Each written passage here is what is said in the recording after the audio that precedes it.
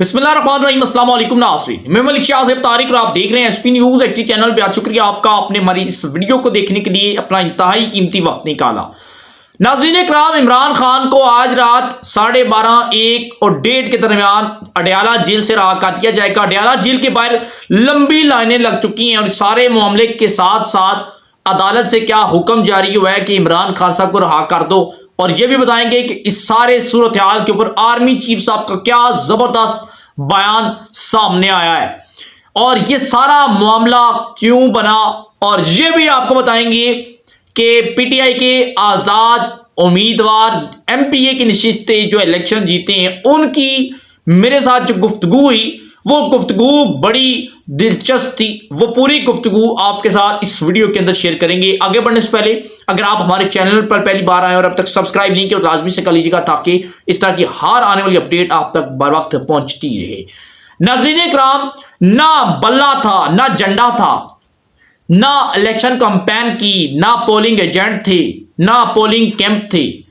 उसके बाद एक टका खर्च नहीं किया, ना किसी से वोट मांगी, ना किसी हवाले से बैनर पहना, फ्लेक्स बनाए, ना किसी हवाले से कुछ भी किया।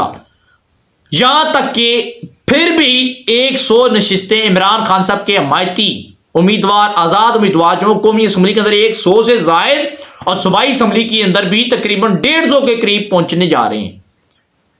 अच्छा, पाकिस्तान तहरीक इंसाफ के वोटरों की भी मसाल अपनी है कि झंडा नून लीग और पीपल्स पार्टी का, गाड़ियां नून लीग की, बरियानियां पाकिस्तान पीपल्स पार्टी की, जलसे जुलूस नून और पीपल्स पार्टी के अटेंड किए और रक्शे भी नून और पीपल्स पार्टी की, गाड़ियां भी नून पीपल्स पार्टी की। लेकिन जब वोट डालने की बारी आई तो इन्होंने इमरान खान साहब के हमायती उम्मीदवारों को वोट दिया और इतना शिद्दत के साथ और जज्बे और जुनून और पूरे गुस्से और वलवले के साथ दिया कि खान साहब अडयाला जेल के अंदर बैठ के खुद हैरान है कि मेरे वोटर मुझसे इतनी ज्यादा मोहब्बत करते हैं।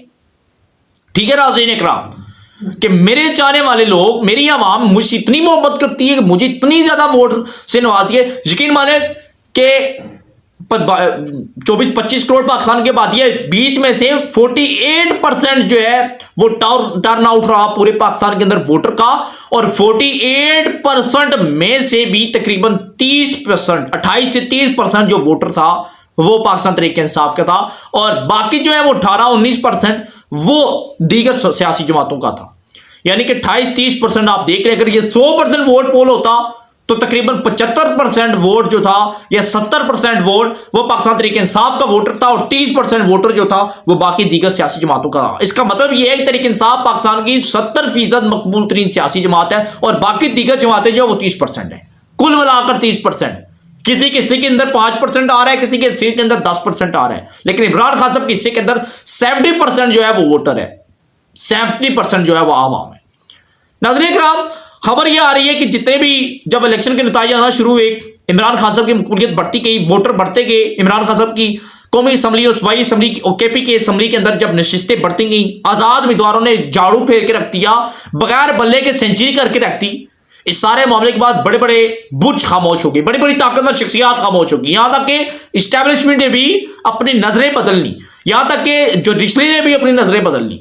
इस सारे मामले के बाद 9 मई जो सबसे बड़ा केस था इमरान खान साहब के ऊपर, शाह महमूद कुरैशी के ऊपर, जिसमें इमरान खान साहब और शाह महमूद कुरैशी को तख्ते पर लाने की पूरी प्लानिंग की जा रही थी।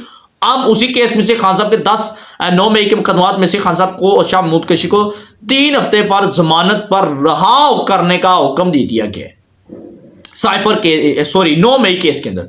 लेकिन बैडला खान साहब की ये कि ऑलरेडी खान साहब 3-4 केसेस ऐसे हैं जिनके अंदर सजा याफ्ता हो चुके हैं। खान साहब की रिहाई तो मुमकिन नहीं है ना, लेकिन वो रुज़गार दे दी गई है खान साहब को, खान साहब के लोगों को, कि जाए खान साहब को ले जाएं और रहा करवा लें। वो लोग अडयाला जेल में लंबी लाइनें लग चुकी हैं, कतारें लग चुकी हैं, लेकिन आगे से की जवाब मिलता है भाई खान साहब तो इस केस में से तो आप रिहाई ले आए हैं, लेकिन जो खान साहब को सजा मिली हुई है 10 साल की, उसमें क्या होगा? 10 साल में भी रिहाई ले आते हैं, 7 साल वाली उसमें क्या होगा? 7 साल वाली भी रिहाई ले आते हैं, जो 4 साल में खान साहब को केस के अंदर सजा दी गई है उसका क्या बनेगा? यानी कि खान साहब का बाहर आना तो फिल वक्त तक मुमकिन ही नहीं, बल्कि मुश्किल ही नहीं बल्कि नामुमकिन हो चुका है। ठीक है नाज़रीन, शेख रशीद साहब एक दिन आते हैं, दूसरे दिन उन्हें जेल से निकाल दिया जाता है। ये सारा मामला वो है जो एक प्री प्लान था, किसको जताना है और किसे लाना है और किसके साथ क्या करना है। अभी तो ये तहरीक इंसाफ वालों के हवाले से खबर ये है कि एक छोटा सा क्यों दिखाया गया है। कई जगह तो मुझे ये नजर आ रहा था रिजल्ट बदले गए हैं। अगर हम बात करें तो पीटीआई जो है उसने मांझा फेर के झाड़ू फेर के रख दिया था। ये तो 100 सीट उसकी खुशकिस्मती है, उसने निकाल ली। ठीक है नाज़रीन, पीटीआई ने यह दावा कर दिया है कि वो इक़्तिदार बनाएगी, वो वफाक के अंदर हुकूमत बनाएगी, जबकि मुस्लिम लीग नून और पीपल्स पार्टी कह रहे हैं कि वो वफाक के अंदर दीगर जमातों के साथ मिलकर हुकूमत बनाएगी। अब देखते ही है कि ये वज़ीर आज़म की कुर्सी मिलती किसी है। ओवरऑल ये तो बात कन्फर्म है कि नवाज शरीफ साहब वज़ीर आज़म है, आसिफ अली ज़रदारी हो सकता है सदर बन जाए। अगर उन्हें सदर को तो ना दिया गया फिर वो तहरीक इंसाफ के साथ भी शामिल हो सकते हैं। लेकिन पीटीआई ने कह दिया है हम किसी सियासी जमात के साथ मिलकर हुकूमत बनाने के लिए तैयार नहीं है, हम खुद बनाएंगे, खुद लोगों को तोड़ेंगे, खुद अपनी जमात के अंदर शामिल करके हुकूमत बनाएंगे। ठीक है नाज़रीन, लेकिन ओवरऑल इमरान खान साहब की फिल वक्त रहाई मुमकिन में नहीं है। लेकिन मैं ये देख रहा हूं कि ना महीने लगेंगे, अब ना हफ्ते लेंगे, ये चंद दिनों और चंद घंटों की बात है कि खान साहब अवाम के दरमियान होंगे, क्योंकि वो लोग घबरा चुके हैं जो खान साहब को तख्ते पर लाने की पूरी कोशिश कर रहे थे।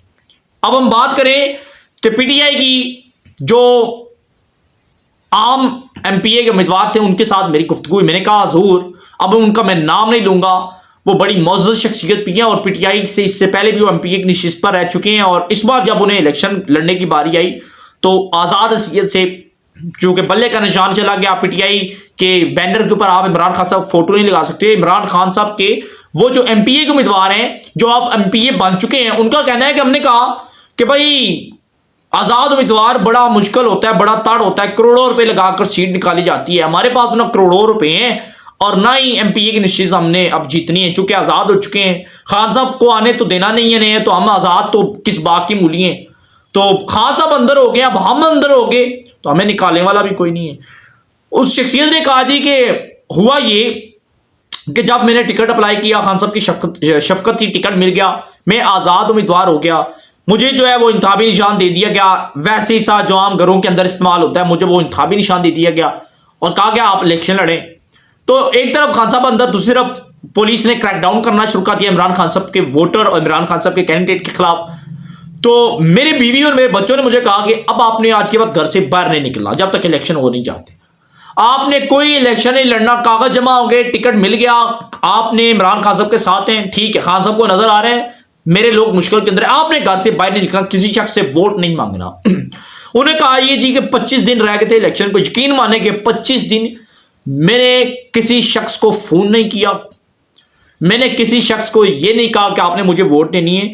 वो कहता है कि आप इलेक्शन कंपेन की बात करें शाहजेब साहब, मैं 25 दिन ना अपने घर से निकला, 100 रुपया जो होता है वो बड़ी बात है, ओनली 100 रुपीज बहुत बड़ी बात है। मैंने अपनी गाड़ी के अंदर इतना पेट्रोल भी नहीं डलवाया, मैं घर से बाहर नहीं निकला, ना मैंने किसी को अपने घर में बुला के एक कप चाय की प्याली जो है वो पिलाई हो, ना मैंने किसी के घर जाकर किसी से वोट मांगते हुए किसी से एक कप चाय पी हो।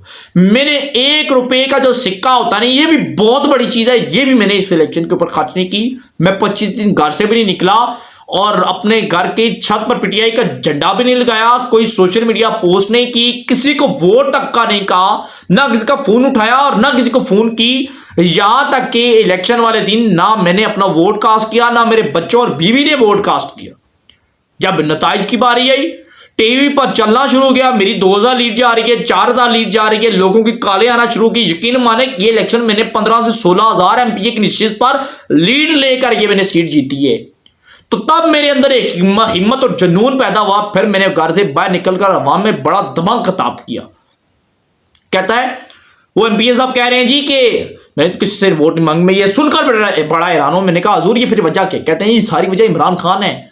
इमरान खान साहब जिस शख्स को किसी खंबे को भी टिकट दे देना शायद वो जीत जाता, शायद मैंने हिम्मत छोड़ दी थी, लेकिन इमरान खान साहब के वोटर ने हिम्मत नहीं छोड़ी, उन्होंने मुझे जितवा के छोड़ा। और अब मेरे इरादे और हौसले बुलंद हो चुके हैं, अब मैं एमपीए बन चुका हूं। अब मुझे पता है मुझे को गिरफ्तार करता है ना, जो जिन्होंने मुझे 70-75,000 वोट देकर एमपीए की नशिस्त पर मुझे जितवाया, वो तो कम से कम मेरे साथ खड़े होंगे ना, वो तो मेरी आवाज बनेंगे।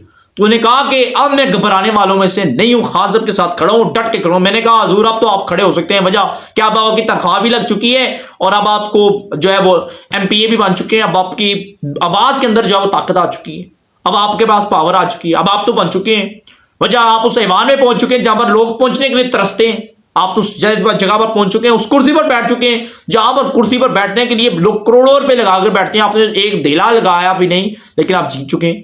तूने कहा जी ये लोग इमरान खान साहब से मोहब्बत करते हैं, और मैंने ये देखा कि आप किसी इलाके गैर से लाकर किसी शख्स को आप जो है वो टिकट देते जिसको आपने सारी जिंदगी नहीं देखा, उसने भी जीत जाना था। नाज़रीन, सारे मामले के ऊपर आप क्या राय देते हैं जरूर दीजिएगा कमेंट सेक्शन में अपने ख्याल का इज़हार कीजिएगा। अपनी दुआ में याद रखिएगा और हमें इजाजत। अल्लाह हाफ़िज़।